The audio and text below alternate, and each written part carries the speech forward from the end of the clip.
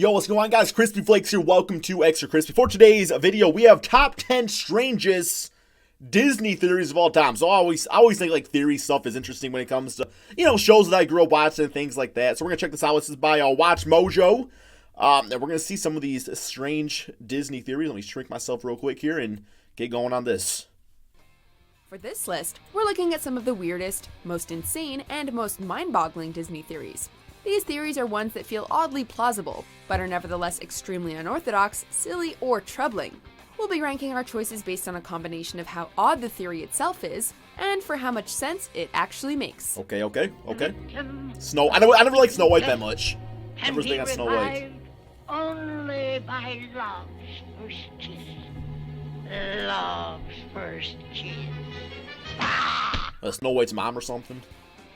Number 10. Okay. Aladdin takes place in a post-apocalyptic future. Aladdin. Huh. Like Cars, some believe that Aladdin takes place in the distant future. Well, after conventional modern society has broken down. First, that Interesting. fez and vest combo is much too 3rd century. These patches, what are we trying to say? Beggar? No, let's work with me here. Genie calls Aladdin's fashion so 3rd century and impersonates 20th century celebrities like Arnold Schwarzenegger and Jack Nicholson. All right, Sparky. I'm pretty sure genies can like time travel and stuff though, so it's like you can't really base off the genie's powers. Here's the deal. If you want to court the little lady, you gotta be a straight shooter. Do you got it? Yet he mentions that he's been in the lamp for 10,000 years.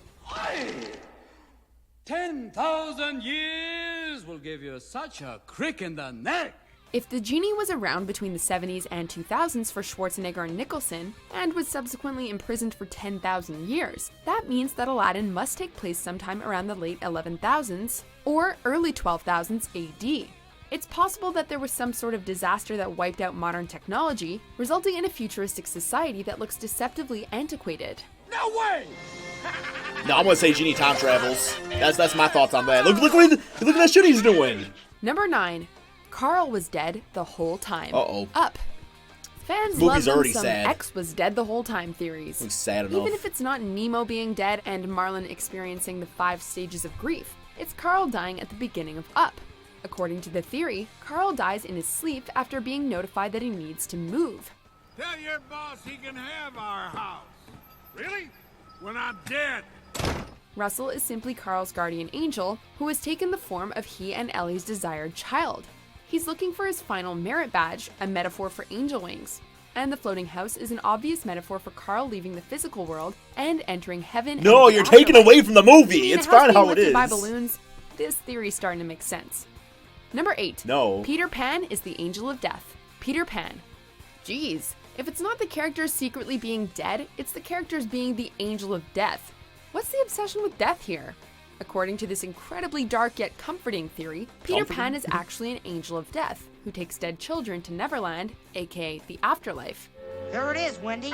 Second star to the right and straight on till morning.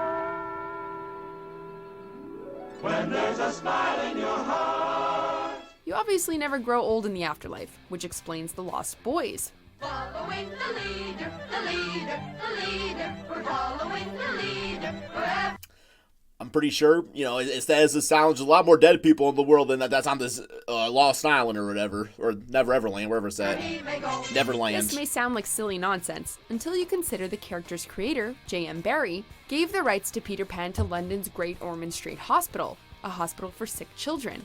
Were Peter Pan and Neverland Barrie's way of comforting terminally ill children? We're not saying yes, but we are saying maybe. I said nothing of the sort.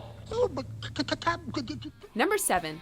Tama Toa Is Ursula, Moana and the Little Mermaid. Huh. Can we be real? If my name was Sebastian and I had a cool Jamaican accent, you'd totally help me. You would. You know you would. Both Moana and the Little Mermaid are centered around the ocean, so of course fans are going to find some link between the two, no matter how strange.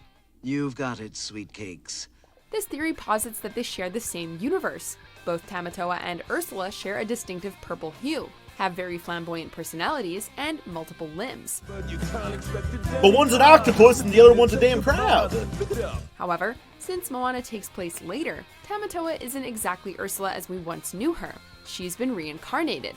We're not sure how this explains Tama Toa being a crab instead of a human-octopus hybrid. That's stupid. But hey, we didn't say it was a perfect theory.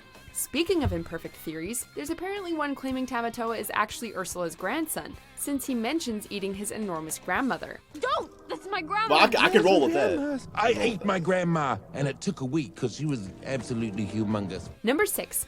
Gaston killed Bambi's mother, Beauty and the Beast, Ooh, and okay, Bambi. okay. If you thought Bambi's mother's death couldn't get any more depressing, think again, because it is entirely possible that Gaston was the human who pulled the trigger.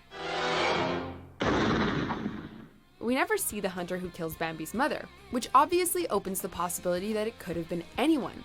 We also see a doe drinking What from the a dude stream from at the Tarzan? beginning of Beauty and the Beast, and find out Gaston is an accomplished hunter. Wow, you didn't miss a shot, Gaston! You're the greatest hunter in the whole world! I know. No beast alive stands a chance against you. And no girl for that matter. It's true. Ooh. Did he one day manage to snag himself a doe in the nearby woods? To make this connection even stronger, it's entirely possible that one of the heads in the tavern belongs to Bambi's mother. I use antlers. That's in kind of all depressing, of too. This my video's damn depressing. My ways. God. I'm gonna sing about it, too, now. As if we needed any more reasons to hate Gaston. LeFou, I'm afraid I've been thinking. A dangerous pastime? I know. Number 5. The Prince is Death, Snow White and the Seven Dwarfs. And here we go with the death stuff. Either Disney we fans go. are some truly dour people, or Disney loves them some cryptic metaphors. This theory suggests that Snow White's prince is the personification of death. 1937, weird times, so. You see, the apple that the queen gave Snow worked a little too well and killed her. The prince, also known as the Grim Reaper, appears and kisses her, awakening her to take her away to the afterlife. Snow is then given a moment to say goodbye to the dwarves before departing. And what do they depart on? A white horse, an obvious reference to the biblical pale horse and its rider, Death, Okay, one of okay. the 4 horsemen of the apocalypse. Number 4. I can get behind that. Dopey and Geppetto are the same person, Snow White and the Seven Dwarfs Oh. and Pinocchio. You may think Dopey's that kind of a Dopey was just dumbass. another dwarf, but what if he was actually a young Geppetto? First argument, appearances. There's no denying that the two look alike, from the wide oval eyes to the big ears and the It's almost like they were both created by Disney creators. Just bulbous red saying. clown nose. The two also share similar personality traits, such as their clumsiness and agitation.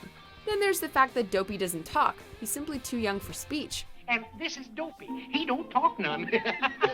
It's possible that the dwarves took in a child, mistaking it for one of their own, and subsequently gave Geppetto the boot when he got older. He moved to Italy, became a woodworker, and the rest is history. It's my wish.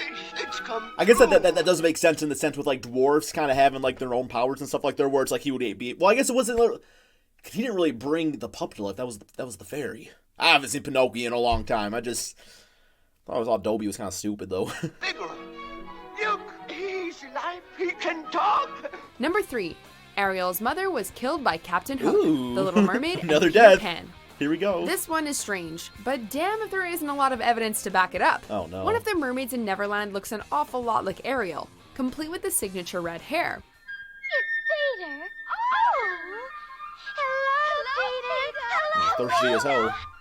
In the prequel to The Little Mermaid, Peter Pan about to be freaking Ariel's father too. Ariel's beginning, it's established that Ariel's mother was killed by pirates.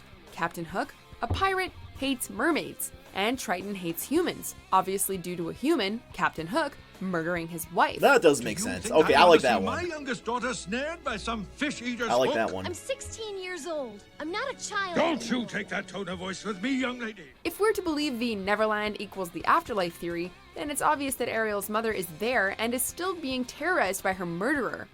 Yup, it's Hook all right. Hook!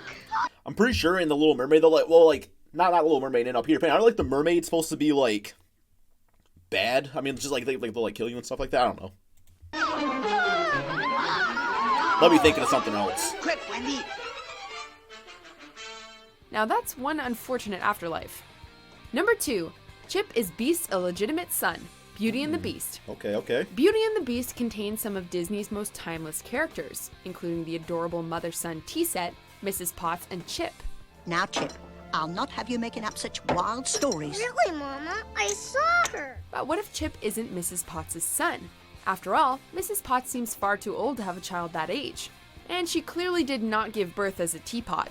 According to How one do you version know? of this theory, the prince was seduced by and impregnated the enchantress, and when the child was hidden away for being illegitimate, the enchantress cursed the castle and everyone in it, including her own son. Mrs. Potts simply raised him as her own because she's the sweet old maternal type who doesn't want a kid to grow up without a mother. Okay. What's there, Mama? I'll tell you when you're older. Number 1. Boo grew up to be I've a heard witch, this one. Monsters Inc. and Brave. The I've ending heard she's like time traveler and all this crazy magic stuff going on and all this. Monsters Inc. is perfect. Kitty. But what if there's a lot more to Boo's story? This incredibly strange and convoluted theory states that Boo eventually lost contact with Sully, and somehow traveled back in time to visit the Will-O'-the-Wisps, the source of Just dimension-hopping some way. energy, or something. She's now trying in vain to cultivate this magic, so she can create time and dimension-hopping doorways in an attempt to find Sully and Monstropolis. If you look closely, you can even see a carving of Sully in the witch's woodshop in Brave, which is a clear dedication to her old friend. This theory is seriously convoluted, but hey, it's all in good fun. Who are you? Just a humble woodcarver. I've never seen Brave, so I don't really know all the in I and don't outs of it. understand. Do you agree with our picks? Check out these other great I mean, yeah, they're strange. I don't know if they're strange. I don't know if they're not really strange. Kind of a weird way to put it, I'd say. But I don't know. There's some interesting ones here. If I'm being honest, a lot of these movies were not really my top favorite Disney movies. So these are a few that I've never heard of before. But I think I've heard stranger ones out there. I love Super Carlin Brothers. They do a lot of theories and stuff like that. So yeah, thank you guys all so much for watching. And peace out, my friends.